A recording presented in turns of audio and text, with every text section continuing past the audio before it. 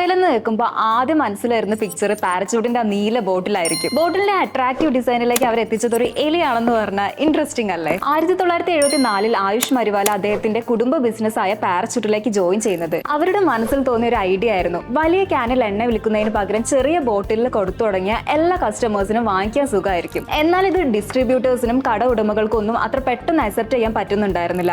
ആദ്യം കമ്പനിയുടെ ബോട്ടിൽ square ടൈപ്പിലാണ് design ചെയ്തത്. അത് എലി നശിപ്പിക്കാൻ തുടങ്ങിയതോടെ ഡിസ്ട്രിബ്യൂട്ടേഴ്സ് പ്രൊഡക്റ്റ് എടുക്കാതെയായി. ആ പ്രശ്നം ഒഴിവാക്കി എങ്ങനെ പാക്കിംഗ് ക്വാളിറ്റി കൊണ്ടുവരാം എന്ന റിസർച്ചിന് ശേഷമാണ് സ്ക്വയർ ഷേപ്പിലുള്ള ബോട്ടിലിന് പകരം സിലിണ്ടർ ടൈപ്പ് ആക്കി കഴിഞ്ഞാൽ എലികൾക്ക് നശിപ്പിക്കാൻ പറ്റില്ല.